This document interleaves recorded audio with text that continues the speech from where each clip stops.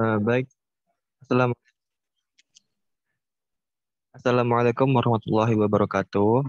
Selamat pagi, siang, sore teman-teman semua, dan Pak Angga juga. Jadi pada kesempatan kali ini, kami beranggotakan 4 orang, di mana ada Gita, lalu M. Azhar Habil Namami, dan saya M. Baruni Am, lalu ada Rizky Nur Pratama, akan membawakan presentasi hasil diskusi kita terkait studi pendahuluan.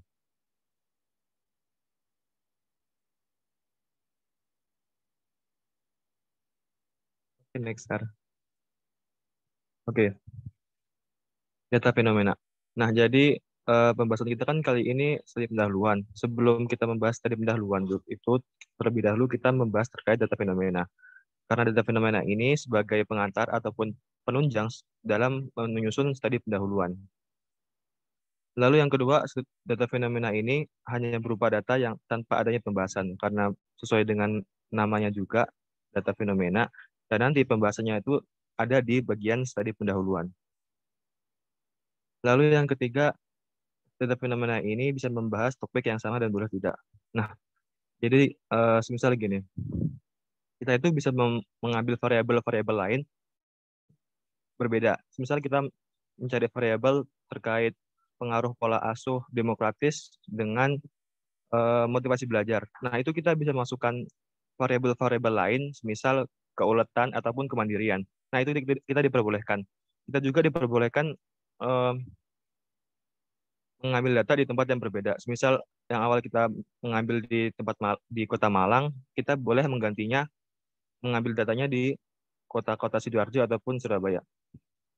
Lalu yang keempat, data fenomena ini berupa data yang real terjadi di lapangan. Nah, jadi data fenomena ini tidak boleh ada manipulatif ataupun eh, manipulasi di dalamnya.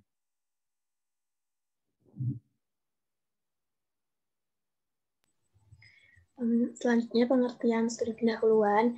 Studi pendahuluan adalah studi yang dilakukan untuk mencari informasi yang diperlukan oleh peneliti agar masalahnya menjadi lebih jelas kedudukannya. Nah, studi pendahuluan ini adalah hal pertama yang dilakukan oleh peneliti untuk menjabarkan masalah yang diteliti. Nah, di studi pendahuluan ini konteks literaturnya lebih luas. Next.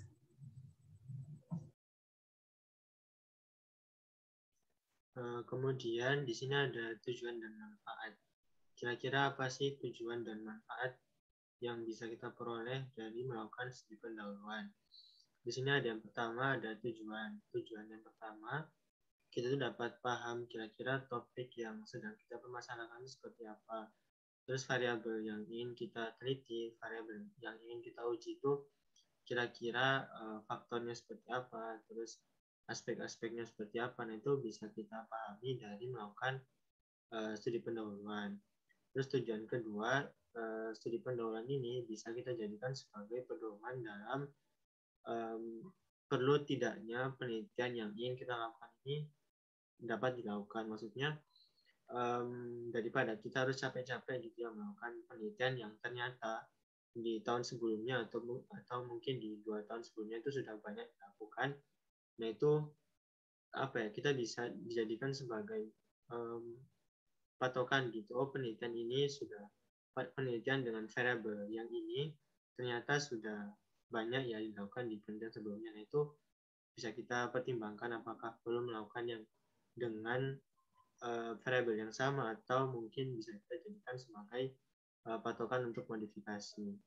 Nah, terus tujuan ketiga ini untuk menggambarkan kira-kira besar sampel sama sasaran penelitiannya itu siapa. Maksudnya kita bisa lihat ya di penelitian sebelumnya. Misal di penelitian A itu jumlah sampel, misal untuk penelitian toxic parent gitu ya, toxic parent dan hubungannya dengan tingkat pendidikan orang tua. Nah, itu kita bisa lihat misal di penelitian A sampel yang mereka gunakan, variabel apa, partisipan yang mereka gunakan itu kira-kira berapa, terus untuk batasan usianya itu berapa. Mungkin dari penelitian A bisa kita ambil juga ya dari penelitian B, itu kita lihat kira-kira sampelnya mereka berapa, terus sasaran usia, misal untuk ibu atau bapak dalam konteks parent tadi itu berapa, nah itu bisa dijadikan sebagai gambaran gitu. Nanti kita di penelitian ini mau pakai berapa sampel, mau pakai sampel apa, dan berapa kira-kira partisipannya.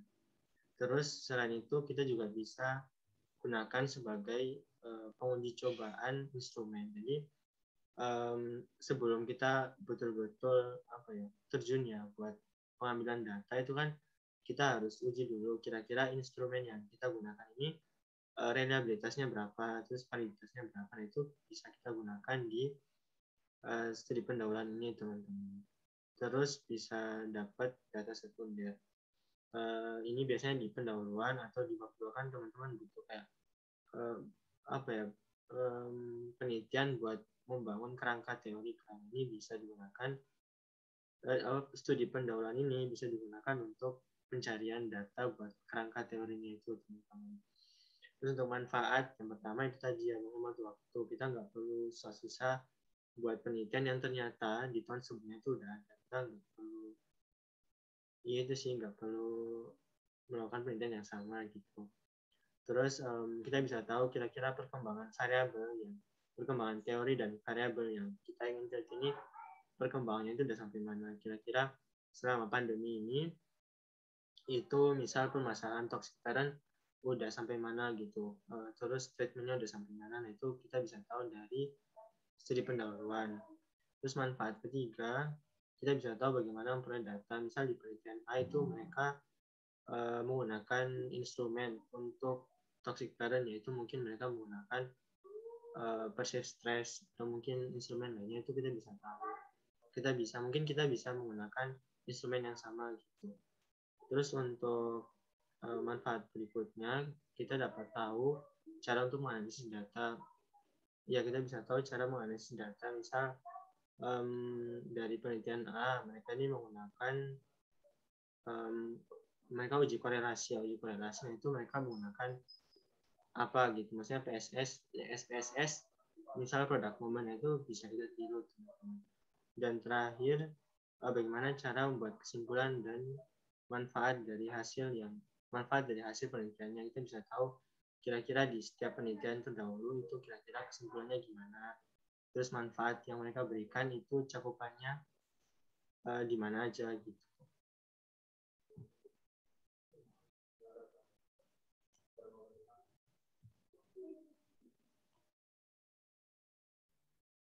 Baik, terima kasih. Selanjutnya saya akan menjelaskan terkait cara melakukan studi pendahuluan.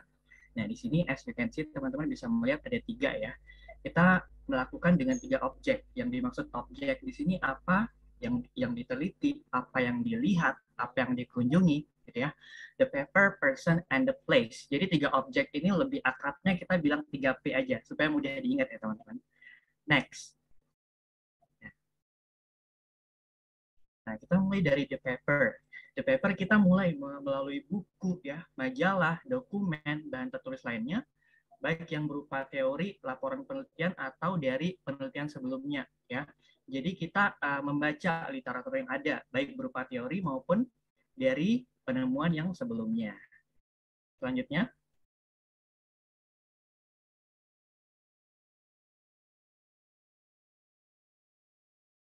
Selanjutnya ada the person. Jadi kita bertemu, bertanya, atau kita konsultasi pada ahlinya. Kita datangi manusia sumbernya untuk kita lakukan diskusi. Dari diskusi itu kita peroleh sebuah informasi. Ya. Selanjutnya lagi, yang terakhir ada the place. Jadi kita mengadakan peninjauan tempat atau lokasi penelitian untuk melihat benda atau peristiwa yang akan diteliti. Jadi ini bermanfaat banget ya teman-teman. Misalnya teman-teman ingin meneliti ini jadi pertimbangan ke depannya, mau meneliti di perbatasan misalnya ya, jalannya terjal, terus jalannya melewati gunung, melewati lembah, itu kan bisa menjadi pertimbangan teman-teman. Jadi bagaimana impact dari penelitiannya, bagaimana biaya yang dikeluarkannya, itu kan bisa menjadi pertimbangan dari studi pendahuluan ini. Oke, selanjutnya. Selanjutnya akan dijelaskan oleh teman yang lain. Selanjutnya saya akan menjelaskan mengenai latar belakang. Biasanya latar belakang merupakan uraian kenapa atau latar belakang kenapa sih penulis itu tertarik dalam membahas objek yang menjadi inti penulisannya, topik atau pokok permasalahan yang akan dipaparkan. Nah, dalam latar belakang berisi urgensi masalah yang dibahas. Lalu alasan-alasan apa yang mendorong penelitian tersebut perlu dibahas, dan penegasan pada pembaca bahwa masalah yang dipilih perlu dibahas lebih lanjut. Nah, di latar belakang ini menyusun latar belakang masalah itu secara sistematis dari umum ke khusus. Nah, di latar belakang ini juga harus ada data-data dan fakta mengenai fenomena penelitian yang diangkat. Selanjutnya. Nah, dalam latar belakang, data fenomena dan studi pendahuluan sama-sama dibutuhkan, di mana kalau studi pendahuluan tanpa data fenomena itu nggak bisa. Soalnya kan data fenomena menjadi konteks literaturnya, biar studi pendahuluan itu semakin luas. Dan sebaliknya. Next.